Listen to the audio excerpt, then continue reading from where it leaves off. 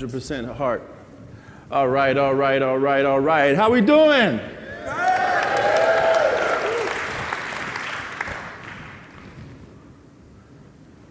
I want to be your lover.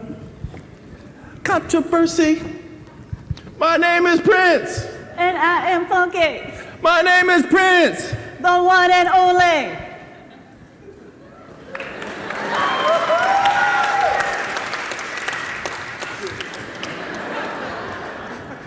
And Jennifer just ran the Twin City Marathon on Sunday. Give it up.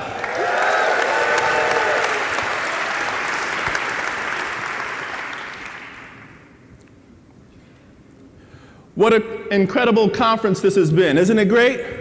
Last night, I want to send a thank you out to Bonnie Siegler, Kathleen Budney, AIGA. Thank you so much for having us. My God, there's been some heavyweights on this stage, hasn't it? I remember the first time that I saw this poster that'll come up in a second, this cover. I was in I think my Meg's design history class. All right. It really hits you in the gut, doesn't it? You know, and I think the man said it well himself, that your job as a graphic designer is to awaken, to disturb, to instigate, but most of all, to provoke. And that's something that we believe in. But we're not George Lewis. In fact, you have no idea who we are, do you? Well, hello everyone. I'm Bobby Martin. I'm Jennifer Kinon. 3 years ago, we did something crazy. Journey where each of us seek the unknown and we learn about it. Can we agree to that? I want us to be completely open and say yes to everything, even if it's shocking and painful. Can we agree to that? Yes. Yes. 3 years ago, we agreed to say no to nothing. 3 years ago, we started the original Champions of Design. And now, we're 5 people and a 90-pound dog. OCD is a branding and design agency headquartered in New York City. We build and implement identity systems. And yes, we're obsessive about what we do. All right. It all started in 2001 at the SVA MFA design program, where we learned that strategy and design were one and the same. OCD has no project managers. OCD has no account managers. Designers have direct contact with the clients, and the designers are fully responsible for both strategy and production. Now, we're getting ready for today's talk. We were quite nervous. There were several false starts until we finally decided to treat it like every other project that comes through the studio. We decided to focus on just one thing above all else. You, the audience. Design always starts with the audience. Design always starts first with the question, who cares? And then, why do they care? Today, the answer is really easy. We've been you. We are you. We've stayed until the last session of the last day of the AIGA conference every year. We stayed for the last session because we want to hear a good story. We stayed for the last session to see a few case studies. We stayed for the last session because we wanted to be inspired.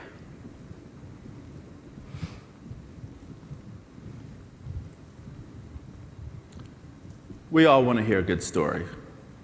Well, here it goes.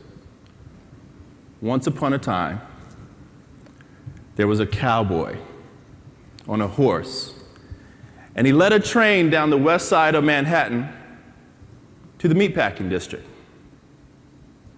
Now, to avoid accidents, a few years later, they elevated those railroad tracks. So then people could walk underneath the trains instead of walking in front of them. Good idea.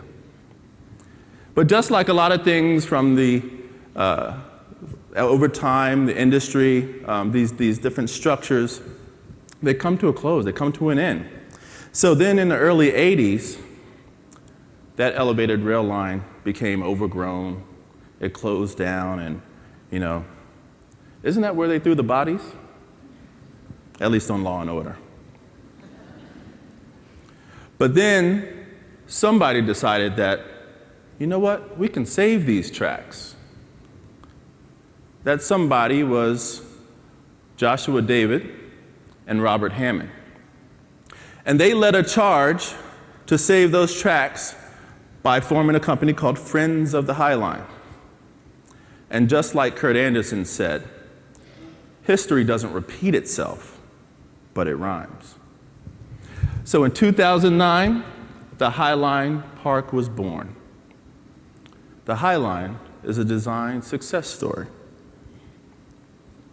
See, no one ever thought of making a beautiful park kind of elevated, out of an old railroad track. What? And the interesting thing about the High Line is you're going through the city at a completely different vantage point. It's kind of like you're hovering through the skyline, or like you're walking through a third-floor apartment, but you're outside, and you can really look into your neighbor's living room. So the High Line is this bustling environment now. It's full of people, it's full of activity, many, many programs, it's thriving. And with all of these things going on, of course, they have to create a lot of materials. Paula Scher from Pentagram designed the logo, and it brilliantly references the H for High Line, and combines that with the railroad tracks. And then she recommended OCD to fully develop and implement the system. And that's what we did by documenting the High Line and using photography, big and bold, full bleed over everything, just really celebrating the beauty of this park and this experience. And with a consistent and confident use of the logo that continues to tell the story of the High Line throughout all of the different materials. Why? Because a logo gets its meaning from what it represents. Now, during this growth spurt, the High Line wanted to stake its claim in the public arts program by rolling out its first sub-brand. So one day, at an AIGA event, Paula Scher came up to us and she said, I've always wanted to do a full alphabet. Why don't you just make an A for art? Why didn't we think of that? So now, this A stands for High Line Art.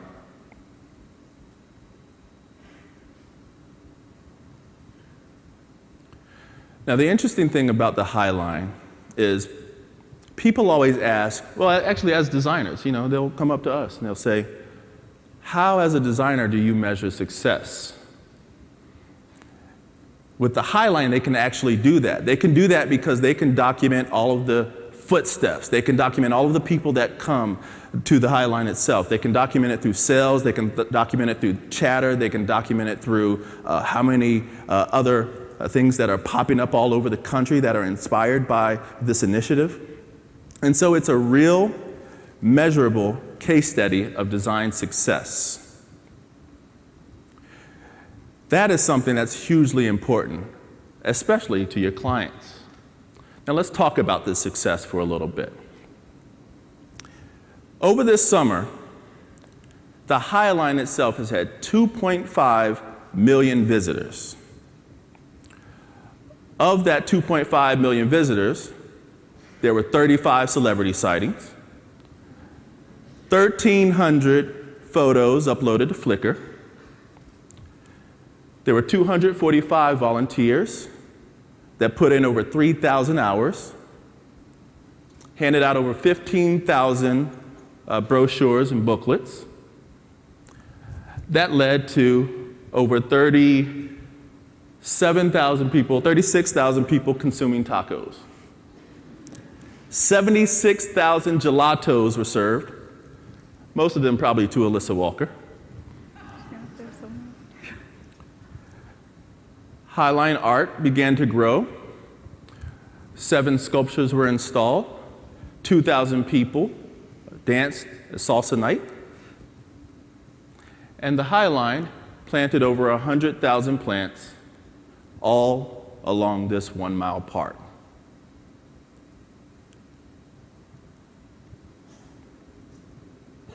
Now, that's a damn good story.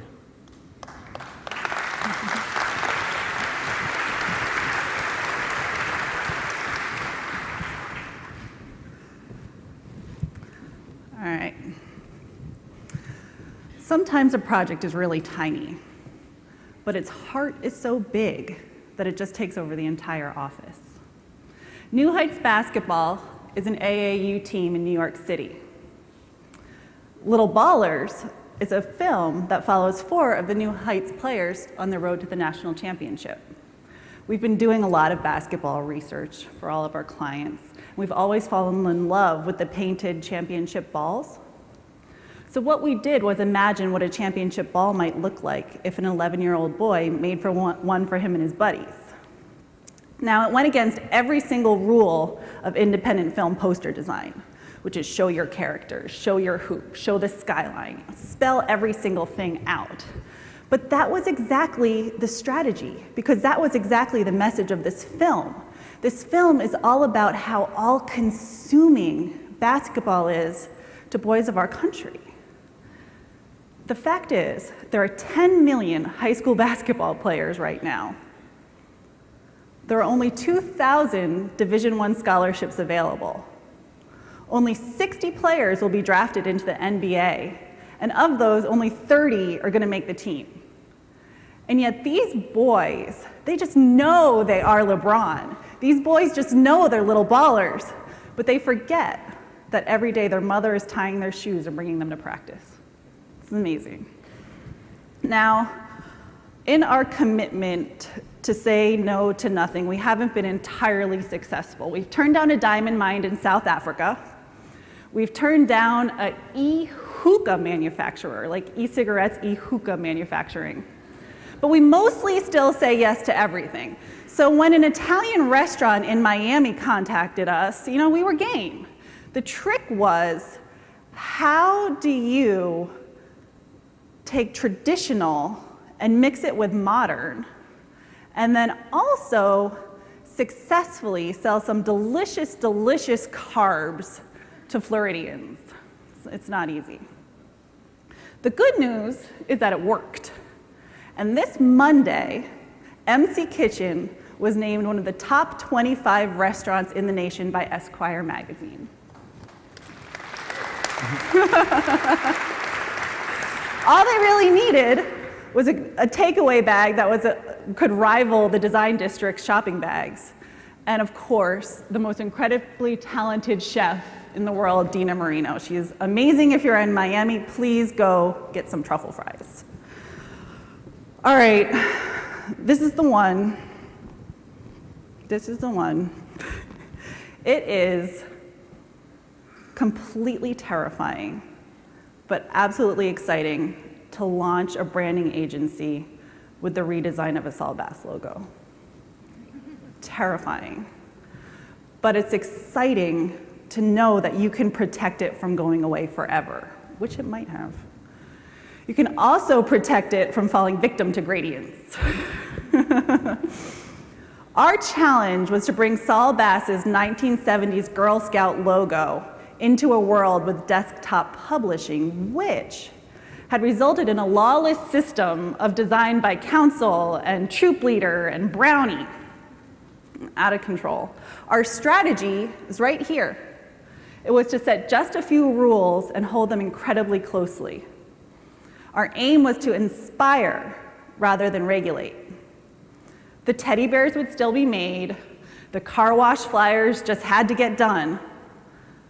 But now everything from cookies to cornfields could be on brand, and Girl Scouts could harness the thousands and thousands of troops they had to now become designers in their ranks. Swagger. The WNBA finals were in town this week. Yeah. Anybody see a game? I was there.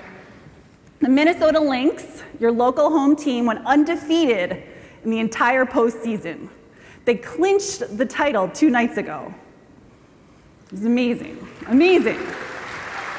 Maya Moore is one of the Lynx all-star players. She came out of UConn, and she's the first woman to be signed by the Jordan brand.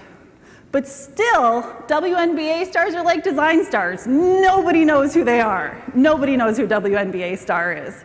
Women's professional sports have such a hard time in the United States of America. Now, Title IX created incredible female athletes, but it did not create female spectators. No one watches female sports. But the good news is that ESPN and Nike have to seek growth. And the place to find growth for these companies is in women's sports. And so our whole strategy was to have the WNBA ready and waiting for their call. That's Maya Moore. Remember her. Our intent was to focus the brand language and let the players become the stars, because they are incredible. Every single one of them deserved to have Jay-Z show up at their college graduation with a white Mercedes-Benz, exactly the way he did for Skylar Diggins there, who's the first female he signed to Roc Nation Sports. So a little bit of swagger can go a really long way. And we're hoping that the new gear on the Lynx gave them a little bit of swagger last night. All right, are you ready? Are you ready? Come on! Woo!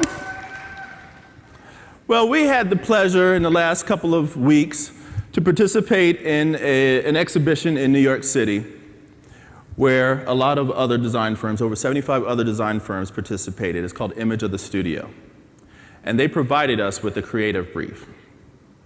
That creative brief was to create something from nothing, something that represents our philosophy. Now, we find it impossible to work without a client or without a deadline.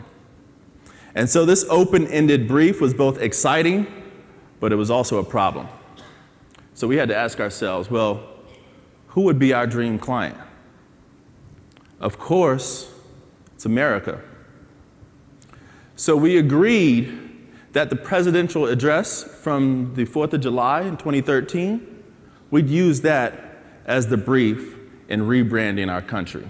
On July 4th, 1776, a small band of patriots declared that we were a people created equal, free to think and worship and live as we please. That our destiny would not be determined for us, it would be determined by us. And it was bold, and it was brave, and it was unprecedented. It was unthinkable. At that time in human history, it was kings and princes and emperors who made decisions.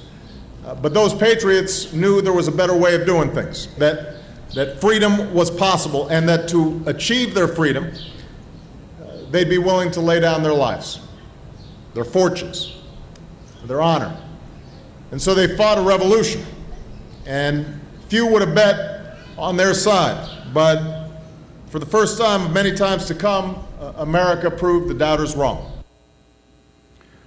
We had faith that we could find ourselves in his words and deliver an icon that would represent both OCD and the USA. So now we're proud to wave this neon flag in our studio. And we put together a manifesto. And that manifesto, small business owners, they're the new American revolutionaries, willing to lay down our lives, our fortune, and our honor. We strike out for freedom. We lead a movement toward a stronger, more stable union that functions on a more human scale. Heart, guts, grit. We find a way to do what we love all day, every day. And we did that for every firm that was in the exhibition with us, because that message went deeper. It wasn't just for OCD, it was for all of those small businesses. And of course, we had to make posters, because we're willing to lay down our lives and our fortunes and our honor. We strike out for freedom. It's all heart and guts and grit. We're finding a way to do what we love our way every day. Let's take back our country.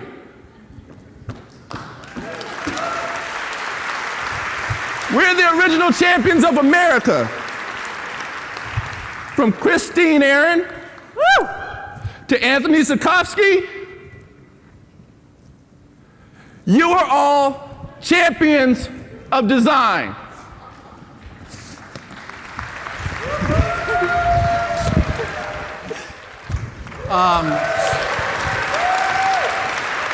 Have a seat. You should have asked for a T-shirt Kinon, man. Exactly. We tried, honestly. I can sort of see why, people in sports find a bond with you. There's a we're winners yet pumped up aspect. Is that I presume that's just for here, and in your studio you don't huddle and have like shouting things every morning or anything like that? Oh, really? Most mornings we do. Start with a jog every day. And by the way, when I saw your great work for the Highline, which I've been a big promoter of since before it existed, I went down last week to Atlanta where they have this belt line, which is a more ambitious, amazing thing. And it's great, and it's going to be great. They, however, need your work. It's the most poorly represented in communications thing I've ever seen. So go get some work in Atlanta, guys. Sounds good. We're available. We say no to nothing. I was interested in the Girl Scouts thing because you passed over very quickly the fact that you were redesigning Saul Bass. Did that give you pause? It was terrifying. Yeah. It was, as we said in the talk, you don't want to redesign a Saul Bass mark, but you want to preserve it and make sure it lasts forever. So we felt very fortunate that it fell to us to do it because we could curate it. We actually had to fight quite hard for it so that it didn't go away completely. Really? And being able to build it out into a system that connected further back into the history of the Girl Scouts, so connecting it back to the trefoil and then pushing it forward by empowering them with patterns and empowering them with partner typefaces. We were able to keep it alive, but we did have to intervene a bit, and it's terrifying to start a branding firm that way. Yeah, I think it was important for us to try to keep as much integrity as possible. And so going through it, there was a lot of teaching, a lot of coaching, a lot of talking about the strategy and making sure that it stayed intact as we kind of moved the brand forward. If we didn't do it, we felt that it would fall victim to people who didn't have that. And did they, this is can be asked of every client, but did they understand had they defined their problem correctly when they brought you in? They knew that they needed help because they actually had over 100 different individual entities, councils. And so with the invention of desktop publishing, where everybody from a Girl Scout to a Girl Scout's mother could start designing materials, there were pinks and blues and greens, and there were frills and everything. So they knew that they needed something, and they were actually very encouraging as we went along the process. Yeah. So I'm always interested in the dynamics of marriages, but of creative partnerships. Unless you're married and I haven't been told. No. No, okay.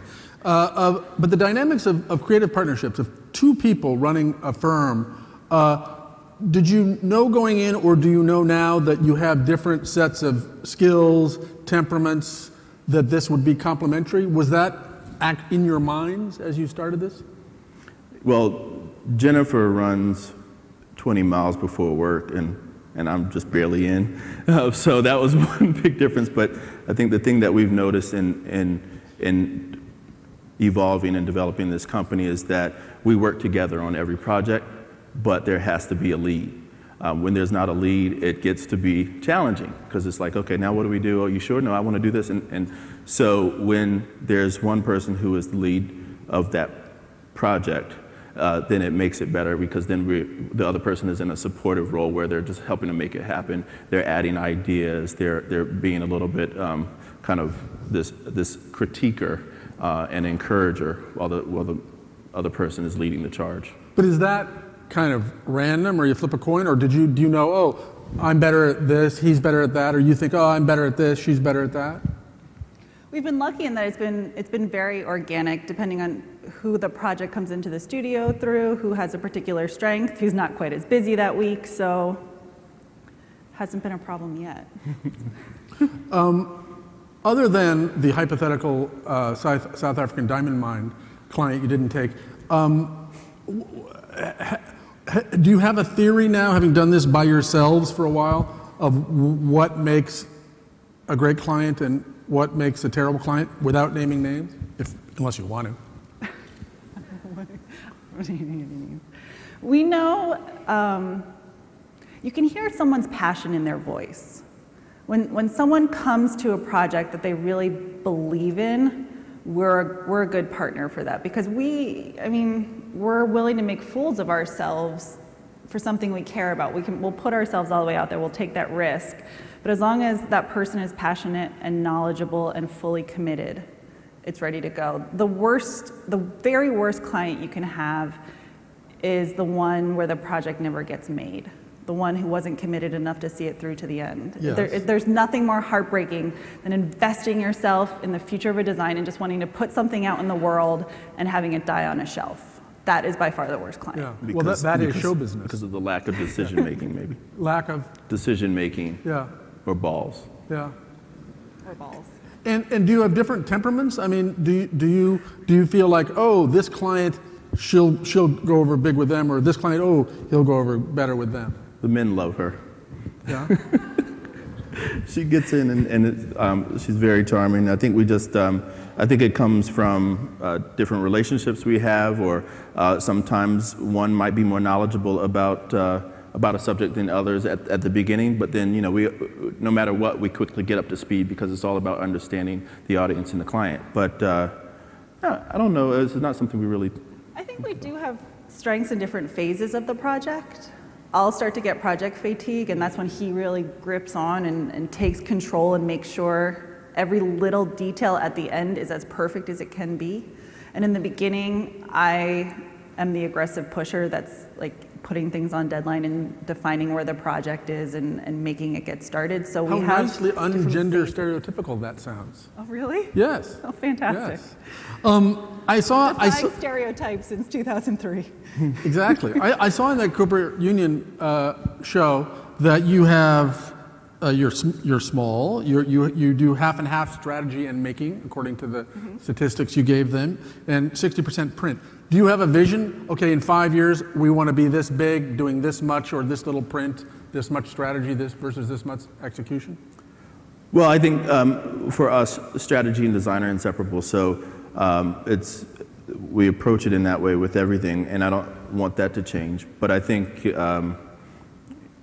as projects come in and as we start to tackle on different tasks, we will obviously grow and evolve as needed. But we do like where we are, kind of knowing and working closely with our team and building out other kind of close connections to be able to tackle different types of work. So I think we definitely have some visions for 5 years from now, but bigger, or do you like 5 or 6 people? I mean, we could grow. We wouldn't say no. We wouldn't say no to that. Excellent. But yeah. Well, I hope you do. Jennifer, Bobby, thank you so much. Thank you. Okay. Thank you. Good. Thanks.